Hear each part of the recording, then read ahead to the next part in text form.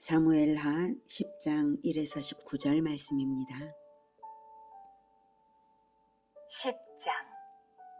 그 후에 암몬 자손의 왕이 죽고 그의 아들 하눈이 대신하여 왕이 되니 다윗이 이르되 내가 나하스의 아들 하눈에게 은총을 베풀되 그의 아버지가 내게 은총을 베푼 것 같이 하리라.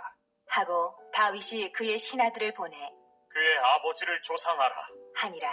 다윗의 신하들이 암몬 자손의 땅에 이르매 암몬 자손의 관리들이 그들의 주 하눈에게 말하되 왕은 다윗이 조객을 당신에게 보낸 것이 왕의 아버지를 공경함인 줄로 여기시나이까? 다윗이 그의 신하들을 당신에게 보내 이 성을 엿보고 탐지하여 함락시키고자 함이 아니니까? 하니 이에 하눈이 다윗의 신하들을 잡아 그들의 수염 절반을 깎고 그들의 의복에 중동 볼기까지 자르고 돌려보내매 사람들이 이 일을 다윗에게 알리니라. 그 사람들이 크게 부끄러워하므로 왕이 그들을 맞으러 보내 이르기를 너희는 수염이 자라기까지 여리고에서 머물다가 돌아오라 하니라. 사랑하는 형제 여러분, 5월 20일 금요일 새벽 목상에 오신 것을 환영합니다. 다윗이 신정왕국 통일 이스라엘의 기틀을 공고하게 하고 공의로서 통치하고 있고요. 하나님께서는 아브라함에게 언약하신 영역을 차지하게 하시는 중인데요. 오늘 본문을 보면 다윗의 전쟁이 정복 사업을 위한 것이 아니라 전쟁으로서 응징하지 않을 수 없는 정당성이 있었음을 확인할 수 있습니다. 그 후에 1절이 그 후에 라는 말은 시간 순서를 나타낸다기보다는 그런데나 한편처럼 새로운 주제로 말을 시작하는 도입일 뿐입니다. 암몬은 아브라함의 조카 롯의 후손이므로 이스라엘과는 친척 관계죠. 그래서 모세 때에는 하나님께서 암몬을 치지 말라고 하신 적이 있어요. 하지만 암몬은 모압과 미디안과 함께 모세 당시에 이스라엘을 곤경에 빠뜨리기 위해서 우상 숭배를 조장하는 일에 관여함으로써 하나님의 진노를 샀습니다. 그래서 이제 더 이상은 친척 관계로서의 명분은 오래전에 사라진 시점입니다. 그런데 다윗이 암몬에 대하여 은총을 베풀어야 할 이유가 있었는데요. 2절에 나하스의 아들에게 은총을 베풀되 그의 아버지가 내게 은총을 베푼 것 같이 하리라 하고 다윗이 말한 것을 보면 나하스로부터 다윗이 은총을 얻었기 때문이죠. 그 은총의 구체적인 내용은 성경에 안 나오니까 모르고요.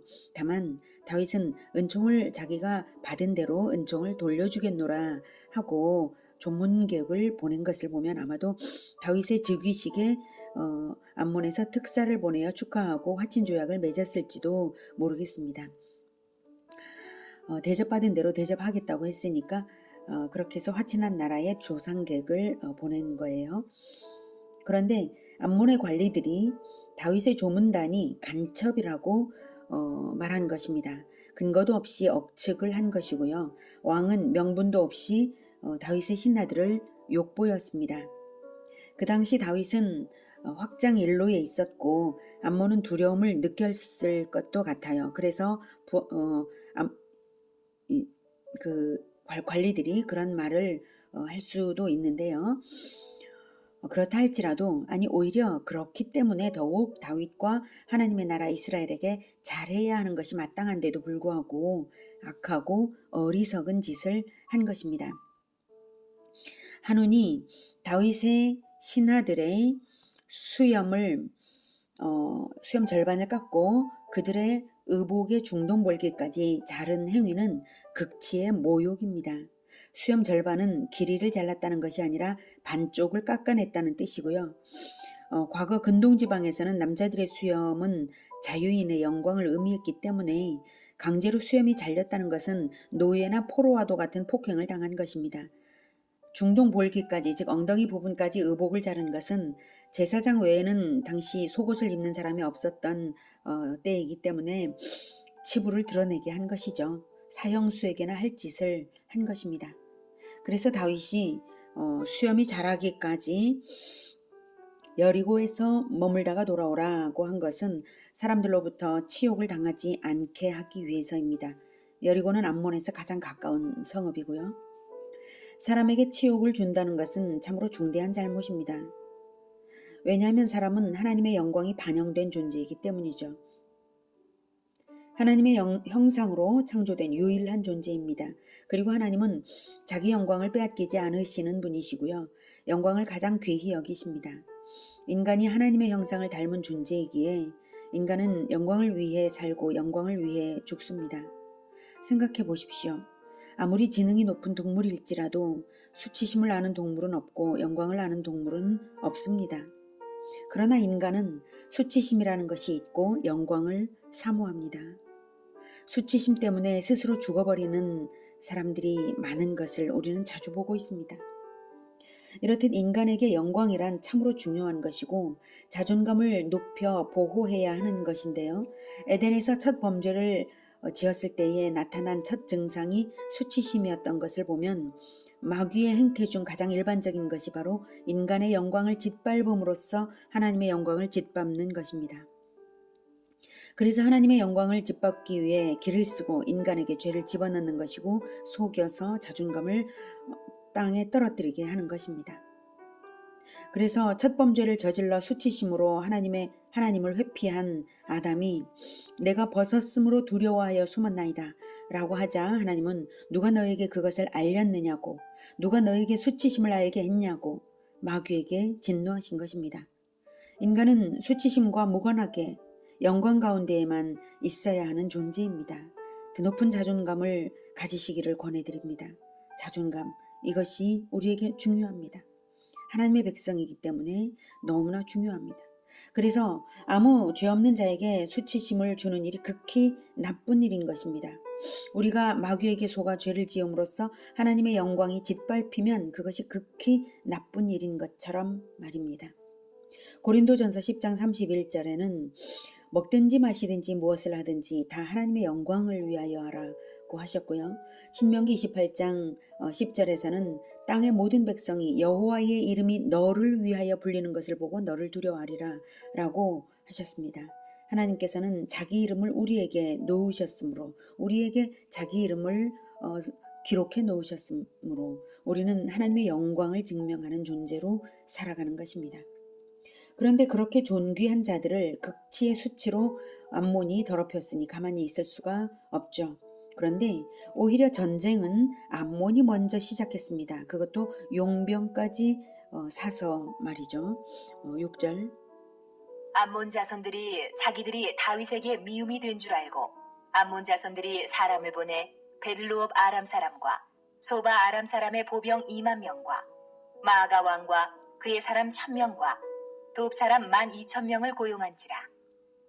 다윗이 듣고 요압과 용사의 온 무리를 보내매 암몬 자손은 나와서 성문 어귀에 진을 쳤고 소바와 르홉 아람 사람과 돕과 마아가 사람들은 따로 들에 있더라. 네, 용병만 3만 3천 명입니다. 암몬이 본래 이스라엘을 대적할 생각이 애초부터 있었기에 용병도 이렇게 살 수 있는 것이죠. 아니라면 수치를 함부로 주지도 않았겠지만 설령 오해가 있을 경우에는 해명을 하고 화친을 유지하려고 했겠죠. 그런데 자기들이 도발하고 자기들이 먼저 군사를 일으켰습니다. 전쟁과 응징을 피할 수가 없습니다. 9절 요압이 자기와 맞서 앞뒤에 친 적진을 보고 이스라엘의 선발한 자 중에서 또 엄선하여 아람 사람과 싸우려고 진치고 그 백성의 남은 자를 그 아우 아비새의 수하에 맡겨 암몬 자손과 싸우려고 진치게 하고 이르되 만일 아람 사람이 나보다 강하면 내가 나를 돕고 만일 암몬 자손이 너보다 강하면 내가 가서 너를 도우리라. 너는 담대하라. 우리가 우리 백성과 우리 하나님의 성읍들을 위하여 담대히 하자. 여호와께서 선히 여기시는 대로 행하시기를 원하노라. 하고 네, 요압과 아비새가 이끌고 간 무리는 용사였지만 수적으로는 약세였던 것이고요. 암몬과 용병연합군은 이스라엘을 앞뒤로 포위하듯이 진을 친 상황입니다. 군사력과 형국만으로는 승리를 확신할 수 없었기에 요압은 지혜를 발휘하기를 가장 용맹한 자들을 엄선해서 공격대를 자기가 이끌고요. 나머지 무리는 아비새에게 맡겨서 암몬 자손을 저지하게 한 것입니다. 요압은 상대적으로 전의가 없는 용병연합군을 먼저 선제 공격하는 동안 아비새는 암몬의 전면 공격을 하지 못하도록 저지하는 것인데요. 암몬 아람의 협공을 차단하기 위한 것입니다. 만일 생각과 달리 협공을 당하여서 자기가 아람 공격에 실패할 것 같으면 아비새가 요압을 돕고 암몬이 강하면 요압이 아비새를 돕자고 했습니다. 그리고 12절 너는 담대하라. 우리가 우리 백성과 우리 하나님의 성읍들을 위하여 담대히 하자. 여호와께서 선히 여기시는 대로 행하시기를 원하노라는 말은 이 전쟁의 명분이 우리 백성과 우리 하나님의 성읍들을 위한 것이라는 것이고, 그래서 하나님께서 우리의 승리를 선히 여기시고 도우신다는 확신입니다. 그래서 용기를 북돋우는 이 말은 일사각오의 정신으로 무장된 용장의 말입니다. 돈에 팔려온 용병들과의 싸움에서 일사각오로 무장된 하나님의 군대가 승리할 것은 분명한 것입니다. 13절 요압과 그와 함께한 백성이 아람 사람을 대항하여 싸우려고 나아가니 그들이 그 앞에서 도망하고 암몬 자손은 아람 사람이 도망함을 보고 그들도 아비새 앞에서 도망하여 성읍으로 들어간지라. 요압이 암몬 자손을 떠나 예루살렘으로 돌아가니라. 먼저 전의가 없는 용병들을 친 것은 아주 주요했습니다. 아람 사람들은 싸워보지도 않고 도망치기 바빴어요. 요압의 그 용맹한 군대가 아주 공격적으로 나갔을 것입니다. 그래서 그것만을 보고도 도망치기 바빴고요. 그 모습을 보고 암몬 군대는 더욱 두려움에 사로잡혀서 또 그들도 도망친 것입니다. 지도를 보면 암몬이 여기 있고요. 이쪽에 여리고성이 있습니다. 암몬이 여기 있고요. 위쪽에 소바, 베로, 마가에서 내려와서 여기에서 전투가 벌어졌던 것이고 이렇게 해서 다시 이제 몰아낸 것입니다. 자, 암몬의 수도 라빠를 요압이 점령하지는 않고 돌아왔어요. 소수의 병력으로는 역부족이었기 때문이었을 것입니다. 그런데 이제 오히려 아람이 이스라엘에게 당한 패배를 설욕하기 위해 아람 사람들이 재집결했습니다. 15절 아람 사람이 자기가 이스라엘 앞에서 패하였음을 보고 다 모임에 하다레셀이 사람을 보내 강 건너쪽에 있는 아람 사람을 불러내매 그들이 헬람에 이르니 하다레셀의 군 사령관 소박이 그들을 거느린지라.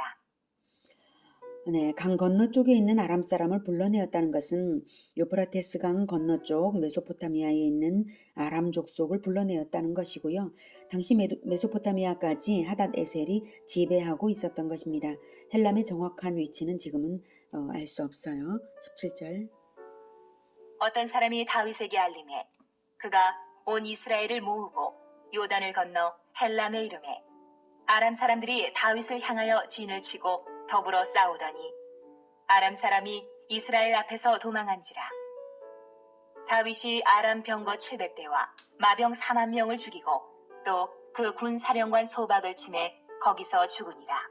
하다데셀에게 속한 왕들이 자기가 이스라엘 앞에서 패함을 보고 이스라엘과 화친하고 섬기니 그러므로 아람 사람들이 두려워하여 다시는 암몬 자손을 돕지 아니하니라.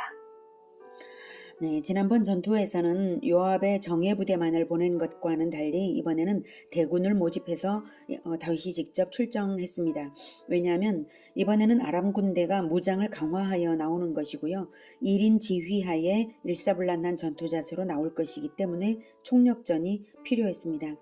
그리고 결과는 승리였고요. 이후 아람 사람들이 이스라엘에게 패배한 뒤 종주권 계약을 맺고 이스라엘에게 조공을 바치는 지배를 받았으며 암몬과는 거리를 두었습니다.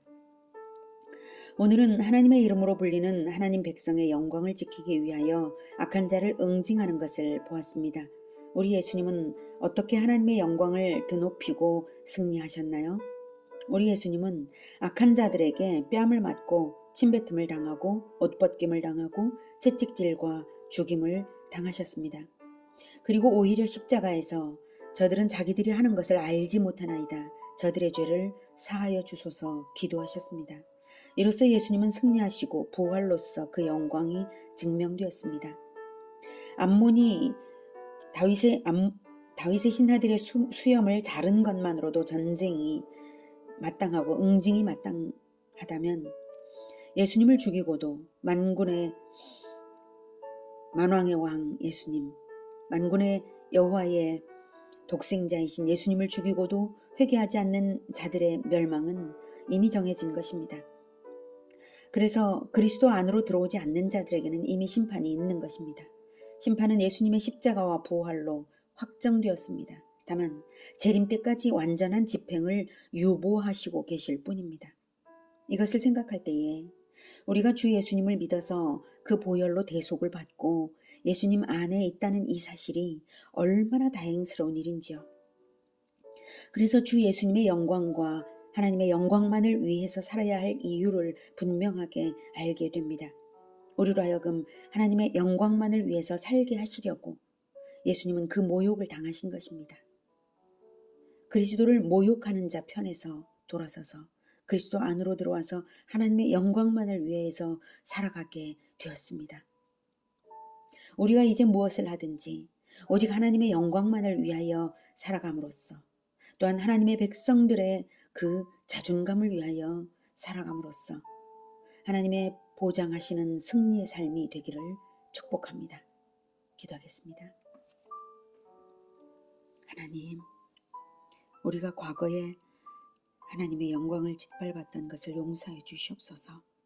지금도 우리가 어리석어서 하나님의 영광을 가리는 행위들을 하는 것도 있습니다. 주님, 용서하여 주시옵소서. 우리가 잘 몰라서 그랬던 것이오니 부디 용서해 주시고 예수 그리스도의 보혈로 덮어주시며 이제 우리는 오직 하나님의 영광만을 위하여 살아가는 우리가 되겠습니다. 주님, 도와주시고 성령으로 충만케 하시고 오직 하나님의 영광을 위하여 그리고 그리스도의 방법으로 우리 예수 그리스도를 따르는 방법으로 목숨을 걸고 담대하게 하나님의 영광을 위하여 나아갈 수 있도록 도와주시옵소서. 주님께서 우리를 늘 승리 가운데로 이끌어 주시는 줄 믿습니다. 예수 그리스도 이름으로 기도드립니다. 아멘. 이어지는 시간은 개인 기도 시간입니다.